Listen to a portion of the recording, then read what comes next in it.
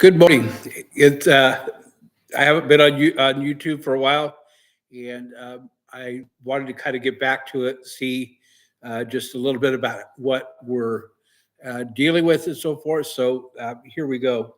Today, I'd like to talk about the woman that was caught in adultery, and they brought her before Jesus, if you will, and made the accusation of her being caught in adultery and wanted him to decide what to do about it. Okay, so this is something that we need to take a hard look at. People today don't really know why, what the significance was there, and what Jesus did and what he wrote on the ground. And so I want to kind of take a look at that. So I'm going to start off in John chapter 8. John chapter 8, I'm going to look at verses 2 through 11. 2 through 11. It says, "At dawn, he went to the temple complex again, and all the people were coming to him. He sat down and began to teach them. Then the scribes and the Pharisees brought a woman caught in adultery, making her stand in the center. 'Teacher,' they said to him, 'this woman was caught in the act of committing adultery. In the law, Moses commanded us to stone such a woman. So what do you say?' They asked this to trap him in order that they might have evidence to accuse him. Jesus stooped down and started writing on the ground with his finger. When they persisted in questioning him, he stood up and said to them, 'The one without sin among you must be the first to throw a stone at her.' Then he stooped down again and continued writing on the ground. When they heard this, they left one by one, starting with the older men. Only he was left with the woman in the center. When Jesus stood up, he said to her, 'Woman, where are they? Has no one condemned you?' 'No one, Lord,' she answered. 'Neither do I condemn you,' said Jesus. 'Go, and from now on, do not sin anymore.'" What an amazing passage. But there's some things actually we need to unpack as we look at this. Number one is they said in this passage that she was caught in the act of adultery. Now, when you think about that, what being caught in the act of adultery did not just involve this woman. If she was caught in adultery, that means there was at least one other person there that would have had to been a part of this adultery act of adultery that was taking place. And if you'll notice, he was not there, and that's kind of a quandary. I think it should be for most of us, and especially if you know anything about the law. And so I want to take you to Leviticus chapter 20.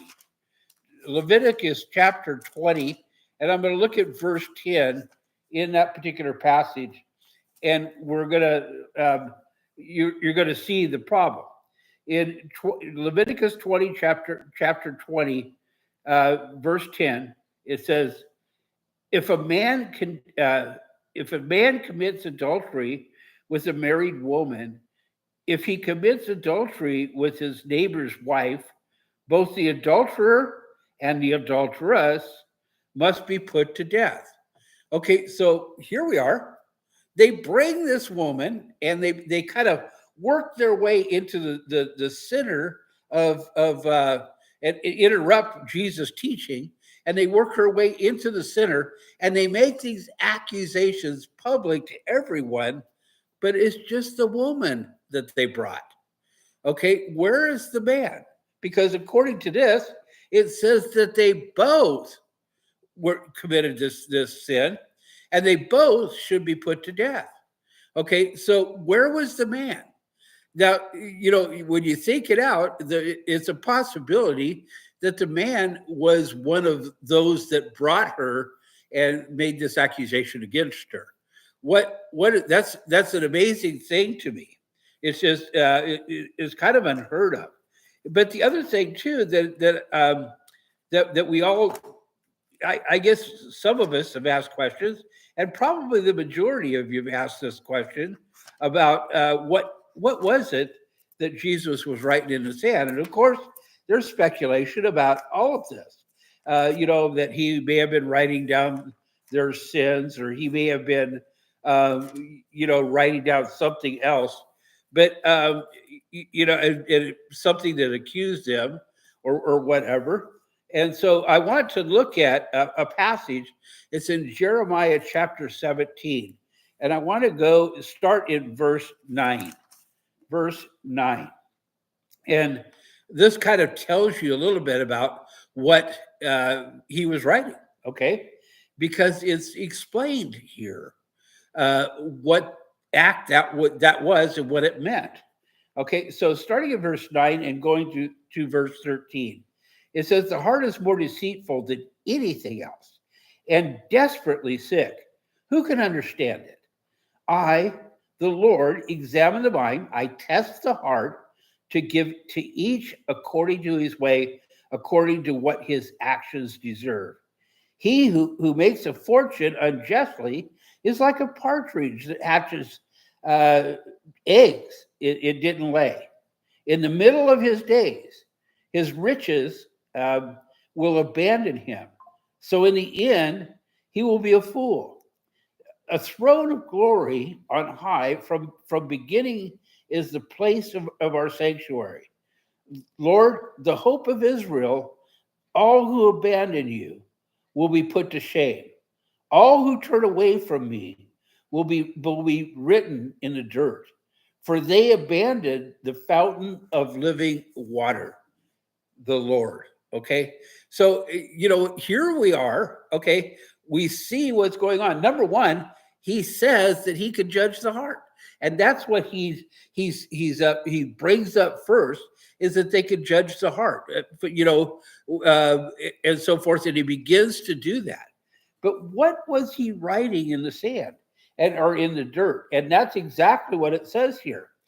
Let me read this 12 through 13 again. A throne of glory on high from the beginning is the place of our sanctuary. Lord, the hope of Israel, all who abandon you will be put to shame.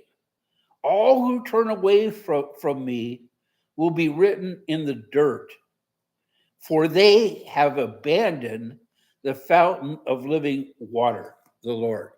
Now, I want you to think about this, because it's Jesus that they brought her to.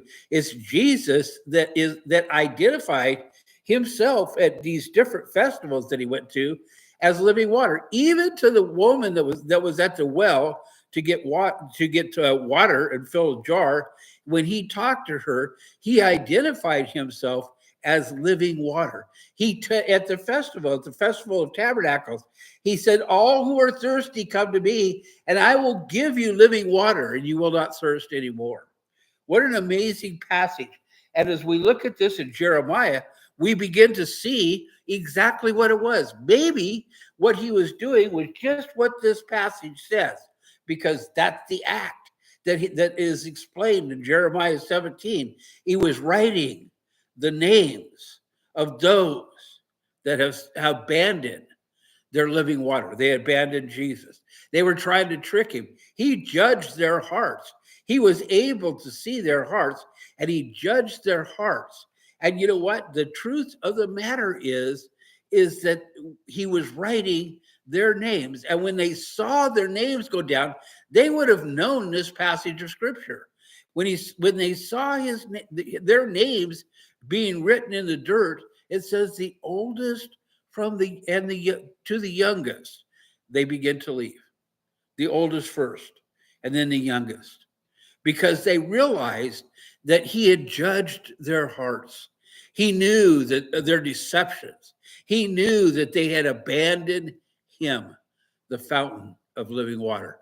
I hope that you enjoyed this. I hope that you really take time and go back and look at this whole passage, the three passages. It's in the title, And so I'm hoping that you go back and look at it and take a look at it again and see that we can actually go back to Scripture and see exactly what is being talked about. You know, he talks about that we put line upon line, precept upon precept, and we are able to see exactly what he's talking about in these things. I hope you have a great day, and I hope you're blessed.